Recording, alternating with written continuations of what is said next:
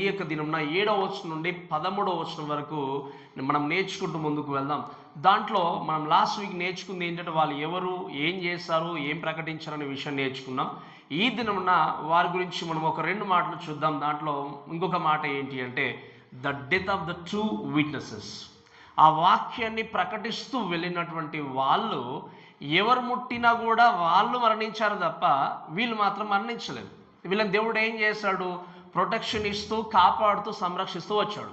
కానీ 7వ వచనం నుండి మీరు చూస్తే 10వ వచనం వరకు ఆలోచన చేసినప్పుడు వాళ్ళ మరణాన్ని గురించి రాయబడినట్టుగా చూస్తాం. మరి ఎలా మరణించారు, ఏం జరిగింది, ఎవరు వారిని సంహరించారు అని ఆలోచన చేసినప్పుడు దయచేసి 7వ వచనం చదవండి. దయచేసి వాక్యంలో వారు సాక్ష్యము చెప్పుట ముగింపగానే అగాధంలో నుండి వచ్చు క్రూర మృగము వారితో యుద్ధం చేసి, రైట్, మీరు వినండి చాలా జాగ్రత్తగా. దేవుని యొక్క వాక్యంలో చూస్తే దేవుడు ఒక పర్టికులర్ టైంని కేటాయించి పెట్టాడు. ఏంటి? ఈ 3.5 సంవత్సరాలు ఎవరు ముట్టినా కూడా వారు వీరి మీద విజయాన్ని పొందుకోలేకపోయారు. ఎన్ని రకాల ఆయుధాలు వాడినా, ఎంత మంచి టెక్నాలజీ వాడినా ఏది కూడా వారిని లొంగ తీసుకొని లేకపోతే వారి మీద విజయాన్ని పొందుకోవడానికి ఎవరు కూడా ముందుకు రాలేదు. ఎందుకంటే దేవుడు వారిని సంరక్షించి 3.5 సంవత్సరాలు తీసుకెళ్ళాడు. అక్కడ వాక్యంలో రాయబడిన విషయం ఏంటి అంటే వారు సాక్ష్యము చెప్పుట, ఏంటి చెప్పండి? వారు సాక్ష్యము చెప్పుట ముగియగానే ఏం జరిగింది? అగాధం నుండి ఒక క్రూర మృగము బయటకు వచ్చినట్టుగా మనం చూస్తాం. సో ద బీస్ట్ అంటాం. ద ఫస్ట్ టైం ఈ యొక్క వర్డ్ మెన్షన్ చేయబడింది బుక్ ఆఫ్ రెవల్యూషన్లో. ఈ బీస్ట్ అనేటువంటి ఈ పదం ఏంటి అంటే మృగము అనేది పదం దాదాపుగా మనం ఇంకా చూస్తే ఏంటి అంటే చాలా సందర్భాల్లో మనం ఈ యొక్క పదాన్ని వాడుతున్నట్టుగా మనం చూస్తాం. స్పెషల్లీ మనము చూసే విషయం ఏంటి అంటే 36 సార్లు చూస్తాం ఇంకా విషయాన్ని. అంటే దాదాపుగా 37 సార్లు ఈ యొక్క ప్రకటన గ్రంథంలో మృగము అనేటువంటి పదం రాయబడింది. ఈ మృగము అనే పదము చూసినప్పుడు ఈ మృగము అంటే ఎవరు అనే విషయం చెప్పడానికంటే ముందు వాక్యంలో మనం చూసే విషయం ఏంటి అంటే వెన్ దే ఫినిష్డ్, వాళ్ళు ఏం జరిగింది? వాక్యము సాక్ష్యము చెప్పడము ముగింపగానే దేవుని యొక్క వాక్యం ఉంది. ముగింపగానే ఏం జరిగింది అంటే ఆ యొక్క మృగము వారిని చంపేసినట్టుగా చూస్తాం. మీరు చాలా జాగ్రత్తగా ఉండండి. సాక్ష్యము చెప్పుట ముగింపగానే అంటే ఎవరి సాక్ష్యము? ఎవరి సాక్ష్యం చెప్పండి? లాస్ట్ వీక్ మీకు చెప్పాను కదా, ఏం ప్రకటించారు వాళ్ళు? ఈ 2 సాక్షులు ఎవరి కోసం ప్రకటించారు, ఎవరి కోసం తెలియజేశారు? దేవుని గురించి, అంతేనా కదా? వారు సాక్ష్యము చెప్పడానికి వచ్చింది ఎవరి గురించి అంటే యేసు క్రీస్తు లేకపోతే క్రీస్తు చేయబోతున్నటువంటి అద్భుత కార్యాలు కానీ, ఐమిటిస్తే ఆయన రాబోతున్నటువంటి ఉగ్రతను గురించి కానీ, యేసు క్రీస్తును అంగీకరిస్తే ఉండబోయే నిత్య జీవము, అంగీకరించకపోతే ఎదుర్కొనేటువంటి తీర్పు, ఇవన్నిటి గురించి వాళ్ళు సాక్ష్యంగా ఏం చేశారు? తెలియజేశారు. అందుకే మీరు చక్కగా కరెక్ట్ చేసుకోవాల్సింది ఏంటి? నేను చాలాసార్లు చెప్పాను, ఈరోజు సాక్ష్యము అంటే ప్రతీది కూడా దేవుడికి మహిమ తీసుకొని రావాలి. అందుకే నేను చెప్పాను, my personal testimony is not a gospel. నా యొక్క వ్యక్తిగతమైన రక్షణ అనేది సువార్త కానే కాదు. ఈరోజు ఎంతోమంది యేసు క్రీస్తు గురించి తెలియజేయాలి, సాక్ష్యం పంచుకోవాలన్నప్పుడు రక్షణ గురించి తెలియజేసి క్రీస్తు గురించి తెలియజేయడం అనేది చాలా ప్రాముఖ్యమైనది. అంతేగాని గడిచిపోయిన జీవితం అనేది చాలామందికి నచ్చేది కాదు. అటువంటిది ఆ గడిచిపోయిన జీవితాన్ని ఎక్స్ప్లెయిన్ చేయడం కంటే ఉన్నటువంటి సమయాన్ని సద్వినియోగం చేసుకుని నా సాక్ష్యం, అందుకే మనం బాప్తిజం తీసుకునే ముందు కానీ యేసు క్రీస్తు నమ్ముకునేటువంటి అంటే అంగీకరించే విషయాన్ని చూసినప్పుడు వ్యక్తిగతంగా మీరు అంగీకరించిన బహిరంగంగా ఏమని చెప్పుకుంటారు? నేను క్రీస్తు కొరకు సాక్ష్యార్థంగా లోకంలో ఏం చేస్తాను? నేను ఎవరి కొరకు సాక్ష్యార్థంగా? దేవుని కొరకు. సో వాక్యం ఏముంది? వారు సాక్ష్యము చెప్పుట ముగింపగానే అంటే ఏంటి? ఈ 3.5 years వాళ్ళు ఏం చేశారు? వారికి అప్పగింపబడినటువంటి పనులు వాళ్ళు చక్కగా చేశారు. అందుకే మీరు గమనించాల్సిన విషయాన్ని గురించి మనం చూసినప్పుడు, ఓకే, మీకు అర్థమైంది కదా? మనం గమనించాల్సిన విషయం ఏంటి అంటే దేవుని యొక్క వాక్యంలో చూస్తే మన జీవితంలో దేవుడు, మీరు చాలా జాగ్రత్తగా ఆలోచన చేయండి, మన జీవితాన్ని బట్టి మనం చక్కగా ఆలోచన చేసినప్పుడు ఈ లోకములో దేవుడు ఏర్పాటు చేసినటువంటి పని మన జీవితం ద్వారా ముగియక ముందు మనం మరణించాము. నేను చెప్పినప్పుడు మీకు అర్థమైందా? మనల్ని దేవుడు ఒక దాని గురించి ఏర్పాటు చేసుకున్నాడు అంటే ఆ ఏర్పాటు చేసుకున్నటువంటి పని ముగించబడినంత వరకు మనం లోకంలో మరణించాం. ఆ పని ముగింపబడక మునుపు నువ్వు ఎంత ప్రయత్నం చేస్తావు ముందుకెళ్ళవు. కానీ నువ్వు చేయాల్సింది ఏంటి అంటే ఏ పని కొరకు దేవుడిని నిలబెట్టాడో, ఎందుకొరకు సాక్షార్థంగా ఉంచాలనుకున్నాడో ఆ పనిని జరిగించి ఏం చేయాలి, మనం లోకంలో తప్పకుండా ముందుకు సాగాలి. ఈరోజు ఎంతోమంది ఏంటి అంటే దేవుడు అప్పగించిన పని ప్రక్కన పెట్టి పరిగెత్తేటువంటి జనంగా ఉన్నారు. కానీ వీళ్ళు ఏం చేస్తారు, 3.5 years 3.5 సంవత్సరాలు చక్కగా సేవ జరిగించి ఏం చేస్తారు చెప్పండి, వారు తమ సాక్ష్యాన్ని ముగించుకున్నట్టుగా చూస్తాం. చదవండి మరొకసారి ఆ 7వ వచనము. ద బీస్ట్ కేమ్ ఫ్రమ్, ఈ యొక్క బాటమ్లెస్ పిట్ అంటాం. ఈ బాటమ్లెస్ పిట్లోనే ఎవరు అంటే 1000 ఏళ్ల పరిపాలన కంటే ముందు సాతాను బంధింపబడతాడు. అయితే ఈ మృగము అనేటువంటి మాట గురించి చూస్తే ఏంటి అంటే ఈ మృగము ఎవరో కాదు, అంత్యక్రీస్తు. అంత్యక్రీస్తు అంటే సాతాను కాదు, గుర్తుపెట్టుకోండి. చాలామంది కన్ఫ్యూజ్ అయ్యి ఈ ఇద్దరు కూడా ఒకటే అనుకుంటారు. అంత్యక్రీస్తు ఎవరు అంటే హ్యూమన్ బీయింగ్. ఎవరు చెప్పండి, మనిషి. ఆ మానవుడే. కాకపోతే ఆ మానవుడు సాతాను యొక్క శక్తిని చేత ప్రేరేపణ పొందుకొని ఏం చేస్తున్నాడు చెప్పండి, లోకంలో నేనే క్రీస్తుని చెప్పి వచ్చినట్టుగా మనం చూసాం వాక్యంలో ఆరాధ్యానికి వచ్చినప్పుడు. సో బలాతిశయాన్ని కలిగి ఉండి ఏం చేస్తున్నాడు ఆ వ్యక్తి, ఎక్కడి నుండి వచ్చాడట చెప్పండి, ఆ బాటమ్లెస్ పిట్, అగాధం నుండి. ఎందుకంటే సాతాను యొక్క ప్లేస్ అది, ఉండేటువంటి స్థలం ఏది మనకు బాగా తెలుసు. ఆ అగాధం నుండి బయటకు వచ్చి ఏం చేశాడు అంటే మీరు చూడండి, వారితో యుద్ధము చేసి జయించి వారిని ఏం చేశాడు, చంపేసినట్టుగా చూస్తాం. ఈ 3.5 సంవత్సరాలు ఎవరు కూడా వాళ్ళు టచ్ చేయలేదు. కానీ 3.5 సంవత్సరాల తర్వాత ఈ బీస్ట్ లేకపోతే ఎవరు చెప్పండి, అంత్యక్రీస్తు బయటకు వచ్చి ఏం చేశాడు, ఈ ఇద్దరిని కూడా చంపేసినట్టుగా చూస్తాం. అయితే మీరు గమనించండి, అందుకే మీరు ఆలోచన చేసేది ఏంటి అంటే ఈ లోకంలో మీరు సాక్షార్థంగా దేవుని కొరకు జీవించాలని పరిగెత్తినప్పుడు ఎన్ని అటాక్స్ జరిగినా, ఎన్ని రకాల వ్యతిరేకతలు వచ్చినా, నేను చెప్పినట్టుగా మీ ద్వారా జరిగించాలనుకున్నటువంటి పని ముగిసేంత వరకు మీరు అమరులే.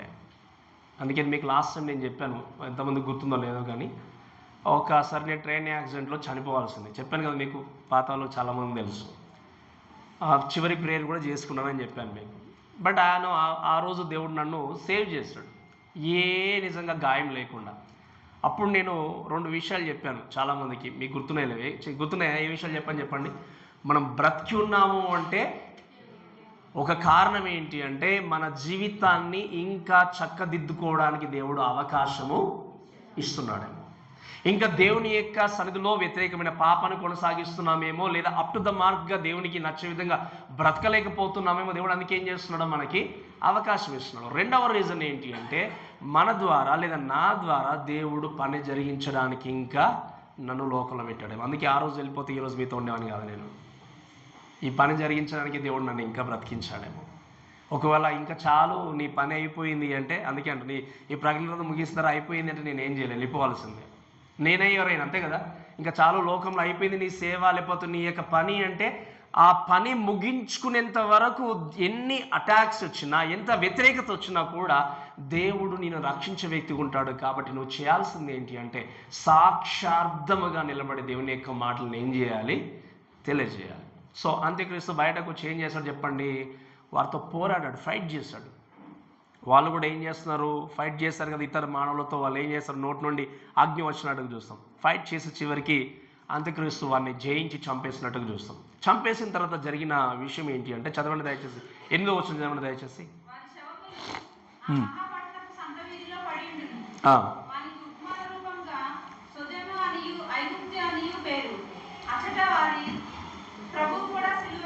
వినండి చాలా జాగ్రత్తగా.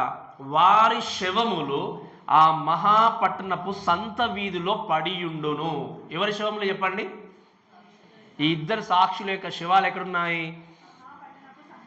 సో చూస్తే వాక్యం ఏంటంటే దే డెడ్ బాడీస్ విల్ లై ఇన్ ద స్ట్రీట్స్. ఎక్కడున్నాయి? ఆ మహాపట్టణపు సంత వీధులలో ఏం చేయబడ్డాయి, పడి ఉన్నాయి. ఈ మహాపట్టణము అనేది ఏ పట్టణం తెలుసా మీకు? రైట్, ఏ పట్టణమో తెలుసా మీకు? ఈ 3.5 సంవత్సరాలు వీళ్ళు వాక్యాన్ని ప్రకటిస్తూ వెళ్తున్నప్పుడు ఈ మహాపట్టణము అనేటువంటి ప్రాంతంలోనికి వచ్చారు. ఆ పట్టణము ఏంటి అంటే యెరూషలేము.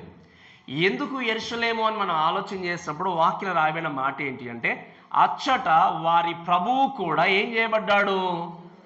ఎవరు సిలువ వేయబడింది? యేసుక్రీస్తు. ఎక్కడ సిలువ వేయబడ్డాడు ఆయన? యెరూషలేం పట్టణంలో. సో ఆ మహాపట్టణానికి ఇక్కడ ఆ టైములో రాయబడిన మాట ఏంటి అంటే, ఉపమానంగా సొదమ అనియు ఐగుప్తు అని పేరట. ఏ పట్టణాన్ని పిలిచారు? సొదమ మరియు ఐగుప్తు అనేటువంటి పేర్లు యెరూషలేంను ఉచ్చరించి ఈ టైంలో మాటలు రాయబడ్డాయి. ఎందుకు అంటే మీరు వినండి, ఒకప్పుడు యెరూషలేం అంతా కూడా ఎంతో చక్కగా ముందుకు వెళ్ళి పరిశుద్ధులుగా లేకపోతే పవిత్రంగా ఉన్నటువంటి ఆ ప్రాంతాన్ని గురించి మాట్లాడినప్పుడు ఇక్కడ సొదమ అనేటువంటి పదాన్ని ఎందుకు వాడారు అంటే, సొదమ పట్టణాన్ని గురించి మనం మాట్లాడినప్పుడు ఎందుకు శపించాల్సి వచ్చింది, నాశనం చేయాల్సి వచ్చింది అంటే, సొదమ పట్టణంలో ఉన్నటువంటి పాపము మరి ఎక్కడ కూడా కనబడలేదు.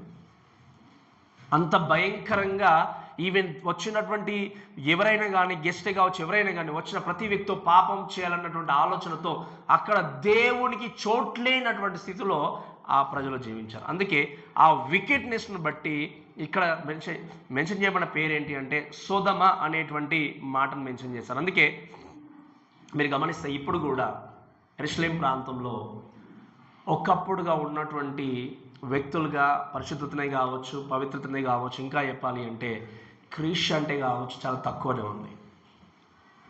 దేవుని వ్యతిరేకించేటువంటి మనుషులు, దేవుడు నచ్చనటువంటి వ్యక్తులు, ఇంకా చెప్పాలి అంటే ఒకవేళ యూదులుగా ఉన్నా కూడా లా లేకపోతే ధర్మశాస్త్రానికి దగ్గరగా తీసుకేటువంటి జనాంగం ఎక్కువగా ఉన్నారు. అంటే ఏంటి అర్థము? మెస్సీని రికగ్నైజ్ చేయకుండా, మెస్సీని అంగీకరించకుండా మనం ఇంకా ధర్మశాస్త్ర కాలంలోనే ఉండాలి అని దానికి దగ్గరగా తీసుకెళ్లే జనంగా ఉన్నారు. అది ఐగుప్తు అంటే ఒక నేషన్గా, సొదమ అంటే ఏంటి అంటే వికెడ్నెస్గా ఇటువంటి పట్టణము మహాభయంకరంగా ఉంది. అక్కడ వాళ్ళు ప్రకటించబడుతున్నప్పుడు, సువార్తను తెలియజేస్తున్నప్పుడు, అంటే యేసుక్రీస్తును కూర్చున్నటువంటి మాటలు ఆయనసే ఆ సాక్ష్యాన్ని పంచుకున్నప్పుడు అక్కడ ఉన్నటువంటి అంత్యక్రీస్తు అగాధం నుండి బయటకు వచ్చి ఏం చేశాడు చెప్పండి? ఇద్దరిని చంపేశాడు. ఇద్దరిని చంపేసినప్పుడు వాక్యంలో రాబడిన మాట ఏంటి అంటే, వారి శవములు ఆ మహాపట్టణపు సంత వీధులు ఏం చేయబడే చెప్పండి? పడవేయబడ్డాయి. ఈ మాటను బట్టి మనం ఇంకా చూసే విషయాలు ఏంటి అంటే, అక్కడ ఎందుకు మరి నిజంగా వాళ్ళు చంపబడ్డారు అంటే, మోస్ట్ ఆఫ్ ద టైం ఏంటి అంటే మెజారిటీ ఆఫ్ ద ప్రీచింగ్స్ కానీ, టీచింగ్స్ కానీ, సువార్త కానీ వాళ్ళు అక్కడే ప్రకటించుకుంటూ వెళ్ళారు. ఎందుకంటే మనకు తెలుసు అంత్య దినాల్లో ఇశ్రాయేల్ జనాంగాన్ని దేవుడు రీగ్యాదర్ చేస్తూ పునరుద్ధరిస్తే ఏంటి అంటే వారితో చేసినటువంటి ప్రామిస్ని ఫుల్ఫిల్ చేస్తూ ముందుకు వెళ్తున్నాడు. ఇంకేంటి అంటే తన జనాంగాన్ని ఎప్పుడు మర్చిపోయిన దేవుడు ఆయన కానే కాదు. అయితే అక్కడ ఈ వాక్య భాగాన్ని ప్రకటించిన తర్వాత దేవుని యొక్క వాక్యాలను చూస్తే దేవుని యొక్క వాక్యాలను చూస్తే రాయబడిన విషయం ఏంటి అంటే, చదవని దయచేసి ఒక మాట ఏంటి అంటే, వారు అచ్చట పడి ఉన్నప్పుడు ఆ మాటను తెలియజేసే విషయం ఏంటి అంటే, ఇంకా మనం చూస్తాం తర్వాత వచనంలో చెప్పాలి అంటే వారిని సమాధి చేయలేదు. ఏం చేయాలి చెప్పండి? సమాధి చేయలేదు. సో ఏం జరిగింది అనే విషయం చూసి చదవడం దయచేసి 9వ వచనంలో చదవండి. ఇంకా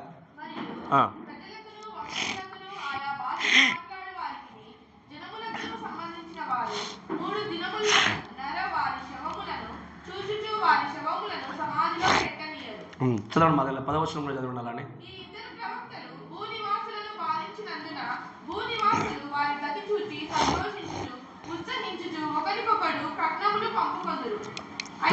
చాలా దయచేసి వినండి. ఇక్కడ 9వ వచనానికి వచ్చేసరికి రాయబడిన మాట ఏంటి అంటే, the whole world will see their dead bodies. ఈ ఇద్దరు సాక్షుల యొక్క శవాలు ఎక్కడున్నాయి చెప్పండి? ఇప్పుడు ఎక్కడ గట్టిగా చెప్పండి, ఎక్కడున్నాయి?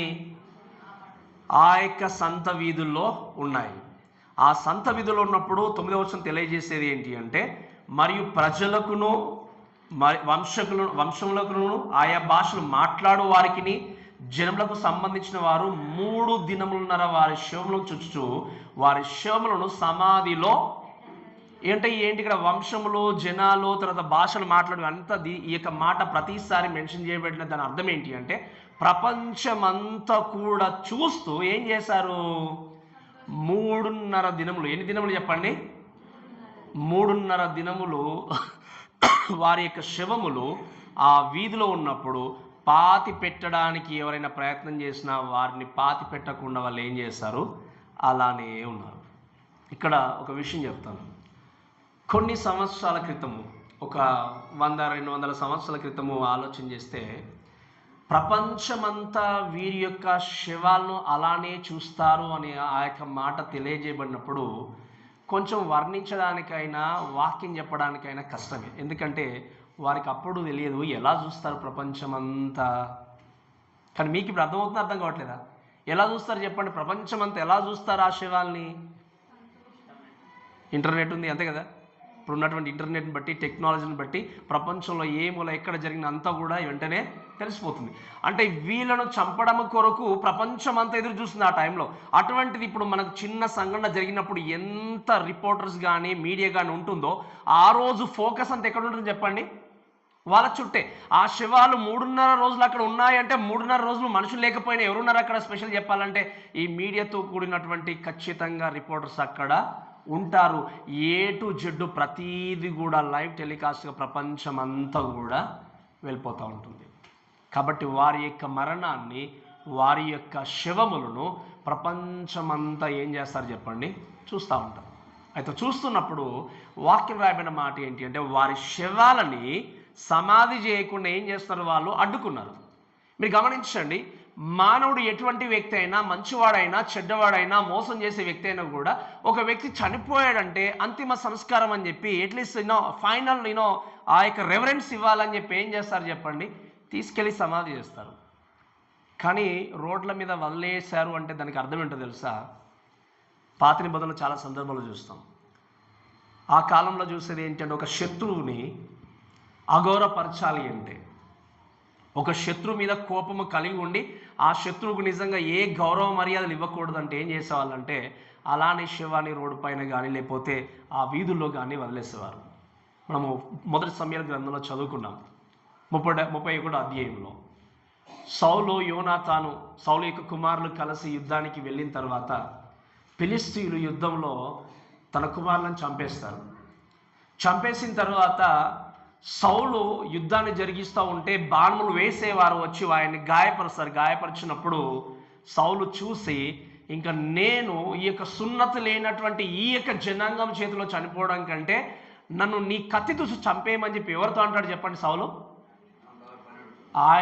ఆయుధములు మోసేవాంతో. తన ఆయుధాలు ఎవరైతే మోస్తారో ఆ మోసే వ్యక్తిని చూసి ఏమంటాడు, నీ కత్తి చూసి నన్ను చంపు అన్నప్పుడు ఆ వ్యక్తి భయపడతాడు. భయపడి ఏం చేస్తాడు, నేను చంపను అని ఆ విధంగా నిలబడ్డప్పుడు సౌలు తన కత్తి పట్టుకొని కత్తి మీద తనకు తానే పడిపోయి చనిపోతాడు. ఆ విషయం చూసిన వెంటనే ఈ ఆయుధాలు మోయేవాడు కూడా ఏం చేస్తాడు చెప్పండి, తన కత్తి తీసుకొని తన కత్తి మీద తాను పడిపోయి చనిపోతాడు.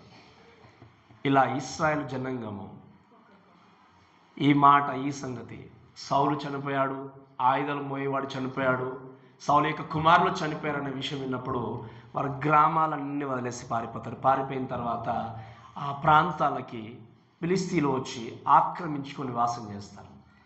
అప్పుడు ఫిలిష్తీయులు సౌలు యొక్క శవాన్ని, తన కుమారుల యొక్క శవాలను వెతికి సౌలు యొక్క తలను కట్ చేసి వారి యొక్క దేవత దగ్గర గుళ్ళో తగిలిస్తారు. మొండని తీసుకెళ్ళి ఇంకో దగ్గర తగిలిస్తారు. ఆ విధంగా చేసినప్పుడు ఈ వార్త ఎబెష్కలేదు వారు అనేటువంటి వారు వినేసి బలాఢ్యులు కొంతమంది ఏంటి అంటే ఒక రాజుగా దేవుని చేత అభిషేకించబడిన వ్యక్తిగా ఇలా ఉండకూడదు అని చెప్పేసి వాళ్ళు ధైర్యాన్ని తెచ్చుకొని ఏం చేస్తారు అంటే ఫిలిష్తీయుల దగ్గరికి వెళ్ళి వారి దగ్గర ఉన్నటువంటి సౌలును, అదేవిధంగా వారి యొక్క కుమారులకి ఎముకలను మళ్ళీ కలెక్ట్ చేసుకొని తీసుకొచ్చి సమాధి చేసినట్టుగా చూస్తాం. శత్రువు మీద కోపం ఉన్నప్పుడు ఏం చేస్తారు చెప్పండి, వీళ్ళు వీధుల్లో వెళ్ళి ఆ యొక్క తలను మొండాన్ని వేరు చేసి అలా ఎంజాయ్ చేస్తారు. ఎగ్జాక్ట్లీ ఇక్కడ ఆలోచన చేస్తే వీళ్ళు 3.5 years ఏం చేస్తారు, ఎన్నో రకాలుగా ప్రయత్నాలు చేస్తారు. మీకు అర్థమవుతుంది కదా, ఎన్నో రకాలుగా అంటే ఎలా వీళ్ళని ఆపాలి, ఎలా వీరి యొక్క వాక్యాన్ని కానీ వీరి యొక్క మాటలను కానీ మనం వినకుండా ఉండాలి అంటే వారి వల్ల కాలేదు. ఎన్నో ప్రయత్నాలు చేశారు. సో చివరికి చనిపోయగానే వారి మీద ఉన్న కోపంతో వారిని సమాధిలోనికి తీసుకెళ్ళడానికి కూడా ఎవరు కూడా ఒప్పుకోలేదు. సో అలానే ఆ 3.5 days వాళ్ళు ఏంటి అంటే ఆ శవాలు అక్కడే ఉన్నట్టుగా చూస్తాం. అంటే దాని అర్థం ఏంటి అంటే ఆ శవాలు అలానే కుళ్ళిపోవాలని వాళ్ళు ఎదురు చూస్తారు. మీకు అర్థమైంది కదా, అలానే కుళ్ళిపోవాలి తప్ప సమాధిలో మాత్రమే పెట్టినమని అటువంటి కోపంతో వాళ్ళు ఉన్నట్టుగా చూసినప్పుడు ఈ మాటలు బట్టి మనం చూస్తే ఏంటి అంటే ఇంకా అలా చేయడంతో పాటు మరి ఏం చేశారు ఈ విధంగా ఆలోచన చేస్తే వాడు స్టెన్ చదవని చూడండి దయచేసి 10వ వచనము. ఈ ఇద్దరు ప్రవక్తలు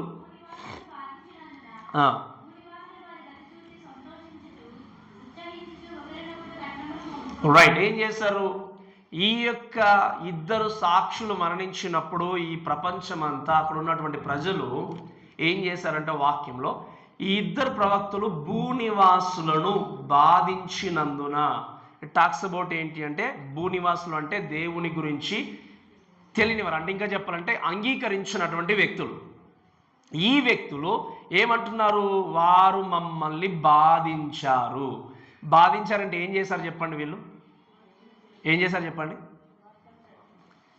మీ పాపాన్ని మీరు ఒప్పుకోండి, పరిశుద్ధతను కలిగి ఉండండి, దేవుని యొక్క తీర్పు నుండి తప్పించుకోండి. ఈ మాటలు చెప్పి కన్ఫ్రంట్ చేయగానే, హెచ్చరించగానే ఈ మాటలు మాకు వద్దు. అంతే కదా? ఇప్పుడు కూడా అంతే ఉన్నారా లేరా? చాలామంది మాకు ఆశీర్వాదం ఎలా కలుగుతుందో చెప్పండి, మేము క్యూలో ఉంటామనే వాళ్ళు ఉన్నారు. మీకు దేవుడు నిజంగా ఇవన్నీ ఇస్తాడు. రేపటి వరకు మీకు కారు వస్తుంది, రేపటి వరకు మీకు ఇల్లు వస్తుంది, రేపటి వరకు మీకు సంపద ఉంటుంది, ఉద్యోగం ఉంటుంది అంటే there are many people who wants to go to those kind of churches. But ఇవన్నిటికంటే నీ హృదయాన్ని దేవునితో చక్కదిద్దుకోవాలి, నీ పాపాన్ని తీసేసుకోవాలి, పరిశుద్ధిగా బ్రతకాలి, దేవుని కొరకు సాక్షులుగా జీవించాలి, పరలోకంలో నువ్వు కుమార్తెగా బ్రతకాలి అంటే, ఇక్కడ నీ జీవితాన్ని చక్కదిద్దుకోవాలి అంటే నీవెవరు మమ్మల్ని కరెక్ట్ చేయడానికి? మాకు ఇటువంటి మాటలు వద్దు అని ఎక్కడికి క్యూ కడతాం చెప్పండి? ఎక్కడ క్యూ కట్టేవారు ఉన్నారు? ఆశీర్వాదం కోసం.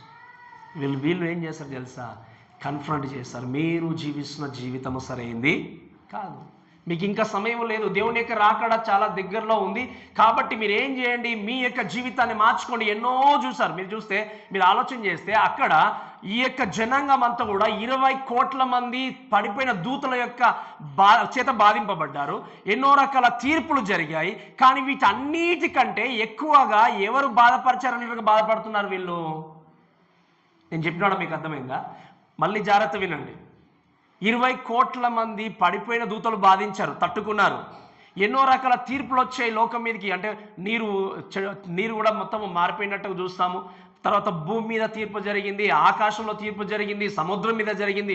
ఇవన్నిటిని తట్టుకున్నారు. ఇవన్నీ కూడా తట్టుకున్న తర్వాత కూడా ఈవెన్ అంత్యక్రీస్తు కూడా కొన్ని సంవత్సరాలు హింసించారు. ఇవన్నీ తట్టుకున్నా కూడా వీళ్ళు చెప్పిన మాటలు వీటన్నిటికంటే ఎక్కువ బాధపరిచేయట. ఎంత ఘోరం చూడండి. నేను చెప్పిన మీకు అర్థమైందా? అమ్మ వింటుంది కదా దయచేసి. ఈ బాధల కంటే వీళ్ళు పెట్టిన బాధ ఎక్కువైపోయింది. ఏం బాధ పెట్టారు వీళ్ళు? ఏం పెట్టారు చెప్పండి? వాక్యాన్ని ప్రకటించారు. అది జరగట్లేదా ఈ కాలంలో? ఒకరు కొట్టినా పర్లేదు, మమ్మల్ని గాయపరిచినా పర్లేదు, కానీ ఈ వాక్యం మాకొద్దు.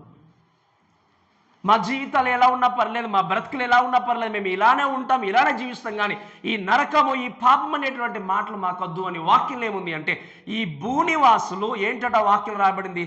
ఆ ప్రవక్తలు భూనివాసులు బాధించినందున ఈ భూనివాసులు వారి గతి చూసి ఏం చేశారు చూడండి. 20 కోట్ల పడిపోయిన దూతలు బాధించిన ఆ విముక్తి పొందుకున్న తర్వాత కూడా సంతోషించినట్టుగా వాక్యం లిఖించగలే. ఎన్నో రకాల ఉగ్రతల గుండా వెళ్ళారు, ఎన్నో రకాల శ్రమల గుండా వెళ్ళారు, కానీ వీరు చెప్పిన మాటలు విని వారు చనిపోయిన వెంటనే అమ్మ వారి యొక్క పీడ తొలిపోయిందిలే అని చెప్పేసి సంతోషించ మొదలుపెట్టారు. ఇలాంటి పరిస్థితుల్లో ఇప్పుడు కూడా జనంగా ఉన్నారు. They don't want to hear their listen to truth, or maybe truth వైపు కానీ, సత్యం వైపు కానీ, ఈ కన్ఫ్రంటేషన్ గురించి కానీ వినడానికి ఇష్టపడకుండా లోకంలో ఉన్న దాని కొరకు పరిగెత్తేవారు ఎంతోమంది ఉన్నారు. ఈవెన్ మీరు గుర్తుపెట్టుకోండి, అంత్యక్రీస్తు హీరో అయిపోయాడు ఇప్పుడు వాళ్ళకి. ఎందుకు చెప్పండి? వీళ్ళు చాలా ట్రై చేశారు కదా చంపడానికి, ఎంతో ట్రై చేశారు, ఎంతోమంది చనిపోయి ఉంటారు, కానీ ఎవరి వల్ల కాదు. ఇప్పుడు ఎవరు చంపేశారు వారిని? కాబట్టి ఇప్పుడు ఏమయ్యాడు? మనవాడు హీరో అయిపోయాడు. ఆయన మీద గౌరవం పెరిగింది, మర్యాద పెరిగింది. ఆ వ్యక్తిని ఇంకా రాజుగా చేసేసుకున్నారు అక్కడ. అంటే తాను వారు ప్రతిదానికి విధేయులుగా లోపడుతూ తను ఏం చేశారు, ఇంకా హీరోగా చేసేసుకున్నారు.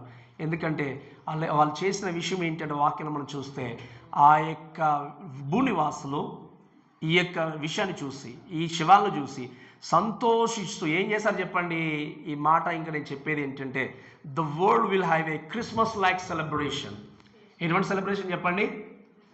Christmas celebration. క్రిస్మస్ సెలబ్రేషన్ అంటే ఏంటి చెప్పండి? ఒకరినొకరికి బహుమానాలు ఇవ్వడము, ఆనందించడము, ఇంకేం చెప్పండి, చక్కగా సంతోషించడము. కానీ చివరికి కొంతమంది చూస్తే ఆ సంతోషాల్లో షేరింగ్లో క్రీస్తుండడు. పేరు మాత్రం ఉంటుంది, క్రీస్తు అని చెప్పి గృహానికి మనం పేరు తగిలిస్తాం బయట స్టిక్కర్స్, అంతే కదా. వింటున్నా జాగ్రత్తగా. అన్నిటికీ క్రీస్తు అనే మాట ఉంటుంది. మన యొక్క సెలబ్రేషన్లో నిజంగా చెప్పండి క్రీస్తుని బట్టి అన్న విధంగా ఉంటుంది. కానీ నిజంగా చెప్పాలంటే క్రీస్తుకి చోటు ఉండదు. ఎవరిని బట్టి? బహుమతులు ఎక్స్చేంజ్ చేసుకోవడము క్రీస్తుని బట్టి. కానీ క్రీస్తు మాత్రము ఎన్నో క్రిస్మస్ ప్రోగ్రాంలో క్రీస్తున్నాడు. ఈరోజు కొన్ని సంఘాలు చూస్తాం మనము, వాళ్ళు నిజంగా ఆ స్టేజెస్ కానీ ఆ సెలబ్రేషన్స్ కానీ చూస్తే నిజంగా ఇది సినిమా హాల్లా, లేకపోతే ఒక క్లబ్సా, లేకపోతే నిజంగా ఏంటి అనేది ఎవరు కూడా అర్థం కాదు. అందుకే చెప్పేది చాలా జాగ్రత్తగా నేను చెప్తాను ఎప్పుడు కూడా. చర్చ్ అనేది, సంఘం అనేది, దేవుణ్ణి ఆరాధించే స్థలం అనేది ఏంటి అంటే అది ఎంటర్టైన్మెంట్తో కూడుకున్నటువంటి సమూహం కాదు. ఈరోజు అందుకే చెప్తాను, ఎంత మ్యూజిక్ ఎంత బాగా ఉన్నా కూడా మ్యూజిక్ని మనం కంట్రోల్ చేస్తూ వెళ్ళాలి, కానీ మ్యూజిక్ మనల్ని కంట్రోల్ చేయకూడదు. నేను చెప్పినప్పుడు మీకు అర్థమైందా? ఎమోషనల్ కొంతమంది ఏంటి అంటే ఎందుకోసం ఏడుస్తున్నాం కూడా తెలియదు. ఆ మ్యూజిక్ ఎలా తీసుకెళ్తే అలా తీసుకెళ్తాం అంతే. There are churches. అందుకే దేవుడు చెప్పాడు, అల్లరితో కూడిన ఆట పాటలు దేవుడికి ఇష్టమైనవి కావు. ఈరోజు అటువంటి చర్చెసే అక్కడికి వెళ్ళాలంటే ఎవరైనా చూస్తే ఏం చెప్తాం కదా చాలాసార్లు, అంత పెద్ద మంది చాలామంది జనాలు వస్తారండి, ఎంత బాగా జరుగుతుందో సేవ. But where is your accountability? ఎక్కడ నీ బహుమానాన్ని ఎక్కడ వాడుకుంటున్నావు? అందుకే నేను వెళ్ళకూడదని చెప్పట్లేదు, కానీ యూ ఫైండ్ రైట్ చేసి అనుకున్నప్పుడు ఎక్కడో పెద్ద చర్చెస్కి వెళ్తాం. నువ్వెవరో ఆయనకు తెలియదు, ఆయన ఎవరో నీకు తెలియదు. అండ్ నువ్వు నీ యొక్క గిఫ్ట్ నువ్వు ఎక్సర్సైజ్ చేసుకోలేవు. ఈరోజు ఉన్నటువంటి ఎంతోమంది వ్యక్తులు మీ జీవితాల్లో, మీ జీవన విధానంలో, మీ యొక్క వ్యక్తిగత పనుల్లో బిజీ బిజీ బిజీ బిజీ అయిపోయి మీరు చూడండి చాలా జాగ్రత్తగా ఈ సంతోషిస్తూ ఆనందిస్తూ పరిగెత్తు మీకు రక్షణ ఇచ్చిన క్రీస్తు కొరకు ఎంత సమయాన్ని ఇస్తున్నారు? అందుకే నేను ఎప్పుడు చెప్తా ఉంటాను, మళ్ళీ జ్ఞాపకం చేస్తున్నాను, పని తప్పకుండా మనం చేసుకోవాలి. కానీ పని చేసుకునేటువంటి టైంలో ఆ పని కల్పించిన దేవుడు, నీకు ప్రాణం పెట్టిన దేవుని బట్టి ఎంతవరకు సమయం ఇస్తున్నారు ఆయన కొరకు? ఇవన్నీ అందుకే చెప్పాను, ఇవంతా వాక్యభారం మనం వింటున్నాం కదా. ఈ ప్రపంచం అంతా ఒకరోజు ఏమైపోతుంది చెప్పండి? ఏమైపోతుంది చెప్పండి, గట్టిగా చెప్పండి. మొత్తం తీసేయబోతున్నాడు దేవుడు, అంతే కదా. ఇదంతా కూడా తీసివేసి దేవుడు ఏం చేయబోతున్నాడు? డూప్లికేట్ అర్త్ను క్రియేట్ చేయట్లేదు దేవుడు. మళ్ళీ మీకు అర్థమైందా? మళ్ళీ ఇంకొక అర్త్ను కూడా సేమ్ ఉన్నట్టుగా క్రియేట్ చేయబట్లేదు. అని ఏం చేస్తున్నాడు? Everything will be new. నూతనమైన ఆకాశము, నూతనమైనటువంటి భూమి, దానికి దీనికి పొంతం లేదు, అసలు మనం ఊహించడానికి కూడా అవకాశం లేనే. అటువంటి విషయాన్ని ఎరిగిన తర్వాత కూడా you are so busy with many things. కానీ దేవుడికి అవకాశం ఇచ్చే విషయంలో మీరు ఆలోచన చేయండి. మీరు ఇంకా బ్రతికున్నారు అంటే నేను మళ్ళీ చెప్తాను, మిమ్మల్ని మీరు ఇంకా సరి చేసుకోవాలేమో, మీ ద్వారా ఇంకా దేవుడు పని జరిగించాలని చూస్తున్నాడేమో. కానీ ఈ విషయాలు మర్చిపోయి ఇంకా సమయాన్ని వ్యర్థం చేస్తే మీరు గుర్తుపెట్టుకోండి, ఎంత సంతోషించి వెళ్ళినా, ఎన్ని రకాల షేరింగ్స్ ఉన్నా, ఏది ఉన్నా కూడా ఆ సెలబ్రేషన్లో దాంట్లో క్రీస్తు లేకపోతే ఉపయోగం లేదు. అలానే వీళ్ళు ఏం చేశారు చెప్పండి? సెలబ్రేట్ చేసుకుంటున్నారు. ఎవరిని బట్టి? దేన్ని బట్టి? ఈ ఇద్దరు వ్యక్తులు మరణించిన దాన్ని బట్టి, చనిపోయిన దాన్ని బట్టి. ఇద్దరు శవాలను అక్కడ ఉంచేసి వీళ్ళు ఏం చేస్తున్నారు? సంతోషిస్తూ ఆనందిస్తూ ఒకరికొకరు గిఫ్ట్ సెక్షన్ చేసుకుంటున్నారు. అంటే ఎంత అంటే ఈ యొక్క విషయం చూస్తే ఏంటి అంటే వరల్డ్ వైడ్ సెలబ్రేషన్ ఇది. ఇంకా చెప్పాలంటే చాలా గొప్ప పండగ వాళ్ళకి. ఒక దగ్గర ఒక ప్లేస్లో కాదు, ప్రపంచమంతా కూడా కలిసి ఏం చేస్తున్నారు చెప్పండి? ఈ పండగ చేసుకుంటున్నారు. ఎందుకంటే ఈ 3.5 సంవత్సరాలు మమ్మల్ని ఈయన బాధపరిచాడు. ఏ విధంగా బాధ పెట్టాడు పోనీ అంటే, నిజంగా చెప్పాలంటే కావాలని చెప్పి వారిని చంపినట్టుగా కాదు. కానీ వాళ్ళు చేసింది ఏంటి? మీరు టర్న్ కాండి, మీ వికెట్నెస్ నుండి, మీ పాపం నుండి తిరగండి అని చెప్పినందుకు వీళ్ళు ఏం చేశారు చెప్పండి? ఆ వ్యక్తులు చనిపోగానే సంతోషిస్తున్నారు. ఈరోజు అందుకే నేను మరొక్కసారి జ్ఞాపకం చేస్తున్నాను, వినండి. కొద్ది కాలము మీ జీవితానికి ఈ కన్ఫ్రంటేషన్, ఈ హెచ్చరికతో కూడిన మాటలు కొద్ది కాలం మీకు నష్టంగా ఉండొచ్చు, బాధగా ఉండొచ్చు. అందుకే ఒక మాట చదివిస్తాను చూడండి. మనం విన్నాము, మళ్ళీ చదివిస్తాను, మీరు చాలా జాగ్రత్తగా వినండి. దాని తర్వాత మనం ముందుకు వెళ్దాం. హెబ్రీయులకు రాసిన పత్రిక 12వ అధ్యాయము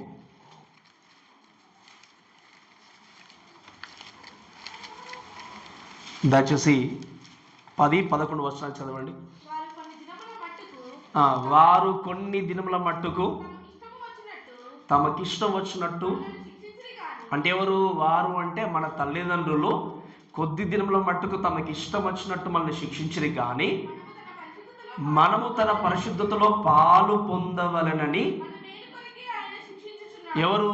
దేవుడు మన మేలు కొరకు ఏం చేస్తున్నాడు? శిక్షిస్తున్నాడు. మరియు ఇది చాలా జాగ్రత్తగా వినండి, అండర్లైన్ చేసి పెట్టుకోండి, and you will get benefited. ఏముంది? మరియు ప్రస్తుతం అంటే ఇప్పుడు, సమస్త శిక్ష అంటే మీకు ఇప్పుడు కలుగుతున్నటువంటి కొన్ని హెచ్చరిక మాటలు, లేకపోతే ఈ యొక్క వాక్యం నుండి కలుగుతున్నటువంటి ఆ యొక్క సమస్త శిక్ష అనుకున్నా కూడా, ఈ సమస్త శిక్షయు వినండి దుఃఖకరముగా కనిపిస్తుంది కానీ ఎంత చక్కగా రాయబడింది మాట. మళ్ళీ చెప్తున్నాను వినండి. ఇప్పుడు మీకు కలుగుతున్నటువంటి సమస్త శిక్ష కూడా సంతోషంగా ఉండదు, దుఃఖకరంగానే ఉంటుంది, సంతోషంగా కనబడదు. కానీ ఏమన్నా చదవండి అమ్మా. కనబడదు, అయినను వినండి, అయినా కూడా దాని యందు అభ్యాసము, దాన్ని నేర్చుకున్న వ్యక్తికి అది నీతి అను సమాధానకరమైన ఫలమిచ్చును. ఇప్పుడు ఏం చేయాలైతే? ఈ మాట నేను చెప్పింది కాదు, ఎవరు చెప్పింది చెప్పండి. మరి ఇప్పుడు ఏం చేయాలి? మాకు బాధ అనిపిస్తుందన్న, సంతోషం లేదని అనిపిస్తున్నా కూడా దేవుడు ఏమన్నాడు? అయినా కూడా మీరు దాని యందు అభ్యాసం చేయండి, ఎందుకంటే అది మీకు నీతి అనేటువంటి ఫలాన్ని తీసుకొని వస్తుంది. దేవుడు అందుకే చెప్పి, మీరు దేవుడికి ఇచ్చిన సమయం ఎప్పుడు వ్యర్థం కాదు, మిమ్మల్ని ఖచ్చితంగా దేవుడు ఫలాభివృద్ధిలోనికి తీసుకొస్తాడు సమయం వచ్చినప్పుడు. కాబట్టి ఈ మాట గుర్తుపెట్టుకుని మనం చేయాల్సింది ఏంటి అంటే, నమ్మకంగా తప్పకుండా వాక్యము ప్రకటింపబడిన విధాన్ని గుర్తుపెట్టుకుంటూ ముందుకు వెళ్ళాలి. అయితే వీళ్ళు చేసింది ఏంటి అంటే, కట్నంలో అంటే గిఫ్ట్స్ ఇచ్చుకుంటూ ఒకరినొకరు ప్రోత్సహించుకుంటూ సంతోషంగా వీళ్ళు వెళ్ళినట్టుగా చూస్తాం. అయితే ఇంకొక మాట చెప్పి నేను ముందుకు వెళ్తాను. అయితే ఏంటి అంటే, the death of the 2 witnesses మనం చూస్తాం. అంతేకాకుండా ఇంకొక విషయం ఏంటి అంటే, మీరు గమనించండి, ఈ యొక్క మాట నేను చెప్పడానికంటే ముందు వీళ్ళు చేసింది రిజాయిస్, సంతోషించారు, గిఫ్ట్స్ పంచుకున్నారు. అయితే ఈ టోర్మెంటెడ్ అనే పదాన్ని చూసినప్పుడు, బాధింపబడట అనే పదాన్ని చూసినప్పుడు యేసుక్రీస్తు ఒక మాట అంటాడు. లూకాసు వార్త 16వ అధ్యాయంలో 31వ వచనం చదవడం దయచేసి. లూకాసు వార్త 16వ అధ్యాయం 31వ వచనం.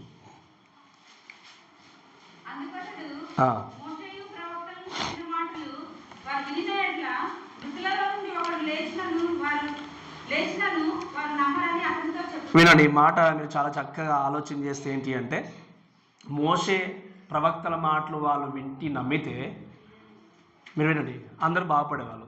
కానీ వాళ్ళు చెప్పినప్పుడు వినలేదు కాబట్టి ఇప్పుడు ఒకరు మృతుల నుండి తిరిగి లేచినా కూడా నమ్మరు వాళ్ళు అన్నాడు. ఎవరన్నారు ఈ మాట? యేసుక్రీస్తు. ఇప్పుడు వీళ్ళు ఇక్కడ పడిపోయిన శవములుగా ఉన్నారు, అక్కడ డెత్, అర్థమైంది కదా. తర్వాత జరిగిన సంఘటన ఏంటి అంటే, ఇంకా చూస్తే the reservation of the 2 witnesses. ఈ మాట చెప్పి ఇంకా మనం ముగించుకుందాం. The reservation of 2 witnesses. చదవండి దయచేసి 11వ వచనం. అయితే ఆ 3.5 దినములు ఆయన పిమ్మట దేవుని యొద్ద నుండి జీవ ఆత్మ వచ్చి వారిలో ప్రవేశించను గనక వారు పాదములు ఊని నిలిచిరి, వారిని చూసిన వారికి మిగుల భయము కలిగిన. ఇక్కడ ఈ మాటను బట్టి మనం చూసేది ఏంటంటే, మీరు గమనించండి, వాళ్ళు ఏం చేస్తున్నారు చెప్పండి? పార్టీ చేసుకుంటున్నారు కదా, అంతే కదా, సంతోషిస్తున్నారు. వాళ్ళ పార్టీ జస్ట్ 3.5 రోజుల్లోనే ఆవిరైపోయింది. ఏమేమి చెప్పండి? ఎన్ని రోజులు చెప్పండి? జస్ట్ 3.5 days చనిపోయారు. మాకు ఏ బాధ లేదు ఇంకా అని చాలా ఎంజాయ్ చేస్తూ సంతోషిస్తూ ఒకరొకరు గిఫ్ట్స్ పంచుకుంటున్నారు. కానీ 3.5 రోజుల తర్వాత జరిగిన విషయం ఏంటి అంటే, వాక్యంలో చూస్తే ఆ యొక్క దేవుని యొద్ద నుండి జీవాత్మ వచ్చి వారిలో ప్రవేశించను గనక వారు పాదములను ఏం చేశారు? లేచి నిలబడ్డారు. ఈ చనిపోయినటువంటి ఇద్దరు వ్యక్తులు 3.5 రోజుల తర్వాత దేవుని యొక్క ఆత్మ ఎక్కడ నుండి వచ్చింది చెప్పండి? పరలోకం నుండి వచ్చేసి వారిలోనికి రాగానే వారు లేచి ఏం చేశారు? నిలబడ్డారు. వీళ్ళకు ఉన్నటువంటి సంతోషం అంతా కూడా ఏమైపోయింది చెప్పండి? ఆవిరైపోయింది. సో ఈ టైంలో ఈ మాటను బట్టి మనం చూసే విషయం ఏంటి అంటే, ఆ యొక్క విషయం చూసినప్పుడు వాక్యంలో రాయబడిన మాట ఏంటి అంటే, దే ఆర్ ఇన్ ఫియర్. అంతే కదా, దేవుని యొక్క వాక్యం చూసి ఏమని రాయబడింది?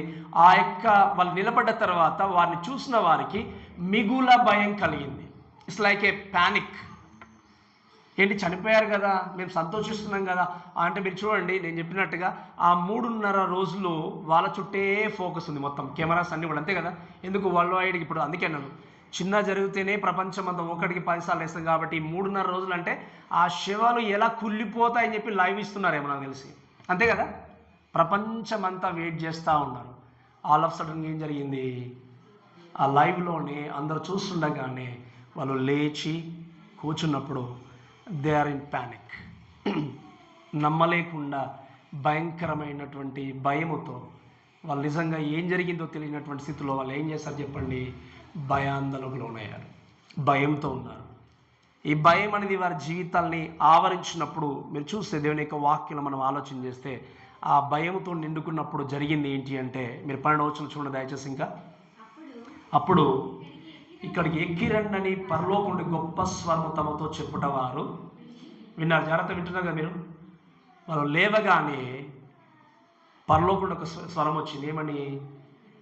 ఇక్కడికి ఎక్కిరండి. ఆ మాట వినగానే వాక్యం ఏముంది అంటే, వారు మేఘారుడై పరలోకమునకు వాళ్ళు ఆరోహణమైరు. వారు పోవుచుండగా వారి శత్రువులు వారిని చూశారు. శత్రువులు చూడాలనుకోవడం ఏంటి చెప్పండి అమ్మా? వాళ్ళ యొక్క శవాలు ఎలా కుళ్ళిపోతాయని చూడాలనుకున్నారు. అంతే కదా, అంతే కదా, మీకు అర్థమైందన్నమాట. కానీ ఏం జరిగింది ఇక్కడ? వాళ్ళు లేవడం మాత్రమే కాదు, పరలోకాన్ని ఆరోహణం అవుతున్నదాన్ని భయముతో వణుకుతో చూశారు వారి శత్రువులు కూడా. మీరు అనుకోవచ్చు ఒక మాటగా కొంచెం టైం స్పెండ్ చేస్తాను, చాలా జాగ్రత్తగా వినండి. ఈ ఇద్దరు వ్యక్తులు, దిస్ 2 men, ఓకే, మీకు అర్థమవుతుంది, పర్సనల్ ర్యాప్చర్. మనం ఏమంటాం చెప్పండి? ఇద్దరు వ్యక్తులు కూడా లేచి పైకి వెళ్ళిపోయారు.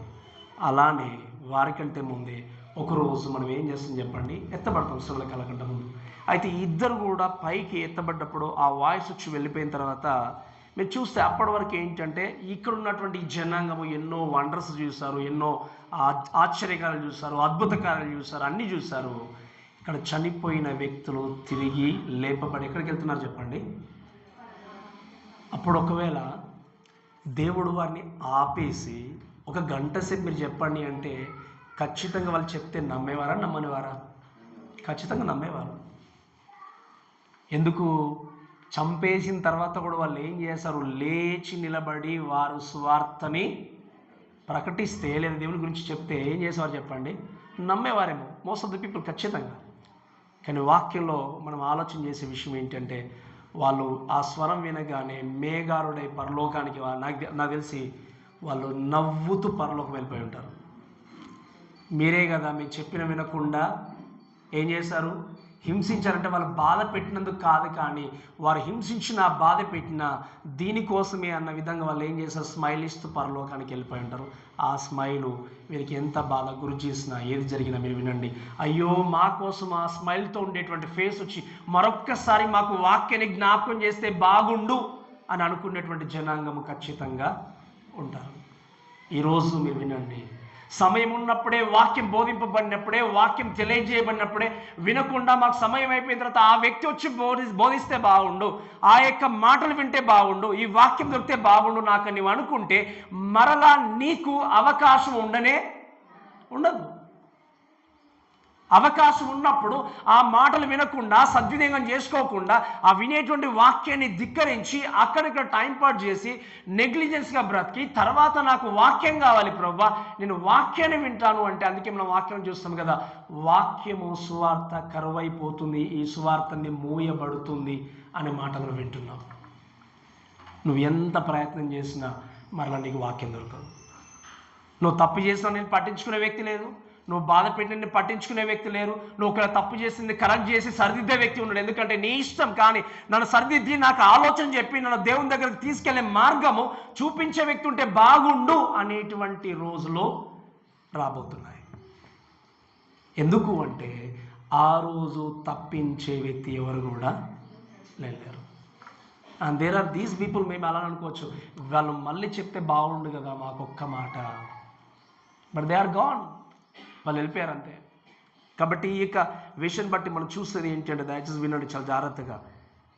ఈ యొక్క పర్ఫెక్ట్ ఆ యొక్క సమయాన్ని చూసినప్పుడు, ప్రత్యేకంగా ఈ సైన్స్ కానీ, ఈ యొక్క వండర్స్ కానీ ఇవన్నీ చూసినప్పుడు ఏంటి అంటే, వాళ్ళు స్మైల్ ఇస్తూ వెళ్ళిపోయారని ఆలోచన చేసిన విధంగా కూడా ఎంత బాధపరిచినా ఎంత నష్టపరిచినా వాళ్ళు ఓర్చుకొని సేవ జరిగిస్తారు. ఎందుకు అంటే వారికి తెలుసు ఒకరోజు ఖచ్చితంగా దేవుడు వాళ్ళని మహిమపరచబోతున్నాడు అని.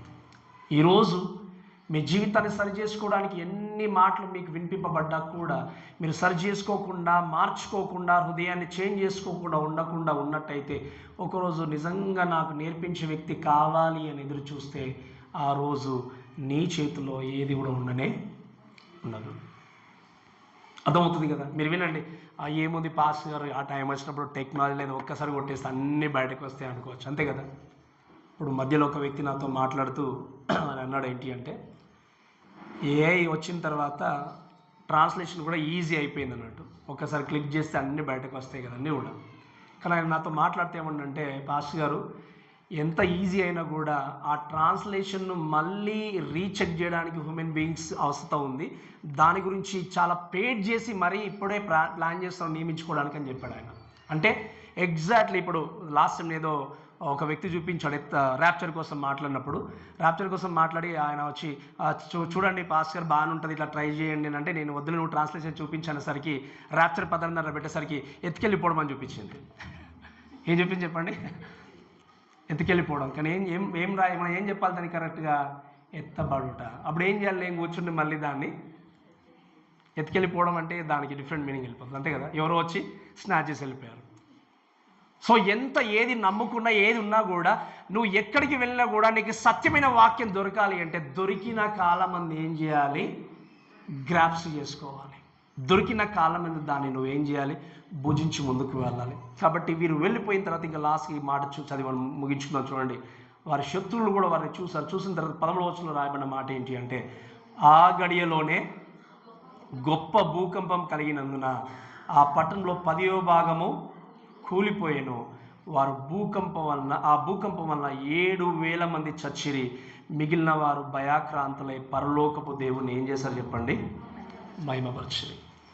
వాళ్ళు ఆరోహణమై పైకి వెళ్ళగానే జరిగినటువంటి విషయం ఏంటి అంటే, మీరు దయచేసి గమనించండి. పట్టణం యొక్క 10వ భాగం అంతా కూడా ఏమైపోయింది? కూలిపోయింది. పెద్ద భూకంపం వచ్చేసింది. ఆ భూకంపం ద్వారా ఎగ్జాక్ట్లీ నెంబర్ మెన్షన్ చేయబడింది ఏంటి అంటే, 7,000 మంది చనిపోయారు. ఈ చనిపోయిన తర్వాత అక్కడ ఉన్నటువంటి మిగిలిన వారు యూదులు భయప్రాంతులకు లోనై అప్పుడు మెస్సియను వాళ్ళు అంగీకరించి మహిమపరిచినట్టుగా దేవుని యొక్క వాక్యం చూస్తాం. వాక్యం ఏముంది? వారు దేవుణ్ణి భయాక్రాంతులై పరలోకపు దేవుని వాళ్ళు ఏం చేశారు? అప్పటి వరకు ఏమి గుర్తుకు రాలి, ఎన్ని చేసినా కూడా ఏమన్నారు చెప్పండి? ఏమన్నారు? ఎక్కడికో పారిపోయారు తప్ప పరలోక దేవుని జ్ఞాపకం చేసుకోలే. కానీ ఇప్పుడు ఏమైంది? At last they realised, they came to Jesus. ఎవరు? ఫైనల్గా ఉన్నటువంటి కొద్దిమంది యూదులు ఏం చేస్తారు? యేసు క్రీస్తుని మహిమపరిచినట్టుగా చూస్తాం.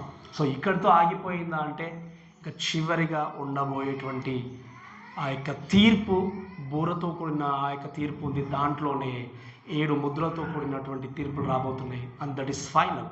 అది జరిగిన తర్వాత ఎలా ఉండబోతుంది, ఇంకా యేసుక్రీస్తు ఎలా లోకానికి రాబోతున్న విషయం మనం నేర్చుకున్నాం. కాబట్టి ఈ విషయాలు మనం ధ్యానించినప్పుడు గుర్తుంచుకోవాల్సింది ఏంటి అంటే, చాలా జాగ్రత్తగా వినండి. దేవుడు మనకు అవకాశం ఇచ్చినప్పుడే మన పని మనం ఏం చేయాలి? ముగించుకోవాలి. దేవుడు మనకు అవకాశం ఇచ్చినప్పుడే వినడానికి మనం ప్రయత్నం చేయాలి, అర్థం చేసుకోవడానికి ప్రయత్నం చేయాలి. అవకాశం ఇచ్చినప్పుడు అన్నిటిని మనం ప్రక్కన పెట్టి ఇంకా సమయం ముందులే అనుకుంటున్నాం, పరిగెత్తి వెళ్ళిపోతే, మీరు వినండి, ఎన్ని రకాల ప్రయత్నాలు చేసినా మానవుడు చనిపోయిన ప్రాణాన్ని తిరిగి తీసుకొని రాలేడు. అందుకే కొంతమంది చూస్తాం కదా మనుషుల మధ్యలో ఉన్నప్పుడు ఎన్ని చెప్పినా వినరు, నమ్మరు, చేయరు. వెళ్ళిపోయిన తర్వాత అయ్యో నాకు ఇప్పుడు లేచి, ఇప్పుడు తల్లిదండ్రులు ఉన్నారనుకోండి, చెప్పినప్పుడు ఎంత చెప్పినా వినరు కొంతమంది. చనిపోయిన తర్వాత మా డాడీ ఉంటే బాగుండు, మా అమ్మ ఉంటే బాగుండు, నాకు కనీసం నేర్పించేది అంటే బ్రతికినప్పుడు. అలానే దేవుని యొక్క వాక్యం కొన్నిసార్లు తెలియజేసి ఏం చేసినా కూడా వినకుండా అశ్రద్ధ చేసి తర్వాత నాకు నిజంగా ఉంటే బాగుండు, వాక్యం నేర్చుకుంటూ బాగుండు అంటే దేవుడు అంటాడు no time, no no no opportunity again, no way to get those words అన్న దేవుడు చెప్పినప్పుడు అప్పుడు ఏమి చేసిన ప్రయోజనం లేదు. ఒకటి ఏంటి అంటే ఉన్నప్పుడే వాక్యాన్ని అంగీకరించి చక్కదిద్దుకొని దేవునికి పరిపూర్ణంగా మీ హృదయాన్ని అప్పగించుకొని ప్రభా మీ కొరకు నేను సాక్షార్థముగా లోకంలో జీవిస్తాను, నేను బ్రతికినంత కాలము కూడా మీరు నన్ను ప్రేమించి నా జీవితంలో ఉంచిన ప్రాణాన్ని బట్టి, ఇచ్చినటువంటి రక్షణ భాగ్యాన్ని బట్టి, ఇస్తున్నటువంటి మంచి జాబ్స్ని బట్టి, వీటన్నిటిని బట్టి స్తుతిస్తూ నాకు ఇవ్వబడిన అవకాశం బట్టి నేను సాక్షార్థంగా లోకంలో జీవిస్తాను ప్రభా, నువ్వేం చేయాలి, ముందుకు వెళ్ళాలి. అందుకే ఈ మాట చెప్పేసి ఆ క్లోజ్.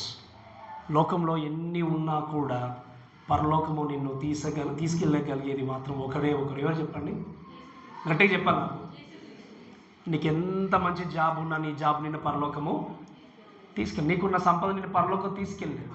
నీ దేవును అంగీకరించావు అంటే ఆ రక్షకుడైనటువంటి క్రీస్తు నీకు ఎటువంటి జాబ్ కావాలో నీకు ఇస్తాడు, నీకు ఎటువంటి సంపద కావాలో నీకు ఇస్తాడు. కానీ వీటన్నిటికంటే ప్రాముఖ్యంగా నువ్వు కలిగి ఉండాల్సింది, నీ జీవితాన్ని అప్పగించాల్సింది, సమర్పించుకోవాల్సింది ఎవరికి అంటే యేసుక్రీస్తుకి. నువ్వు ఎట్లా కమిట్మెంట్తో వర్క్ చేస్తున్నావో, ఎట్లా కమిట్మెంట్తో నువ్వు నిజంగా కుటుంబాన్ని ముందుకు తీసుకెళ్ళాలనుకుంటున్నావో, వాటన్నిటికంటే the first priority, the first commitment ఎవరికి అంటే క్రీస్తుకి ఇవ్వాలి. ఎందుకంటే క్రీస్తు కంటే దేవుడి కంటే ఎక్కువగా మిమ్మల్ని అర్థం చేసుకునే వ్యక్తి ప్రపంచంలో ఎవ్వరూ ఉండరు. భర్త అర్థం చేసుకోలేడు, భార్య అర్థం చేసుకోలేదు, కానీ దేవుడు వారికంటే మిమ్మల్ని లోతుగా, క్షుణ్ణంగా, 100%గా ఆయనలాగా అర్థం చేసుకునే వ్యక్తి ఎవరు లేరు. కాబట్టి అటువంటి దేవుడికి జీవితాన్ని అప్పగించి ఆయన మహిమ కొరకు ఆలోచన చేస్తూ నేను బ్రతుకున్నాను ప్రభా, నా ద్వారా మీరు ఏం చేయాలనుకుంటున్నారో దాన్ని జరిగించండి ప్రభు అని చిన్న ప్రార్థనతో ముందుకు వెళ్దాం. కాబట్టి ఈ మాటలను మనం దేవుడు దీవించి ఆశీర్వదించునుగాక. ఆమేన్.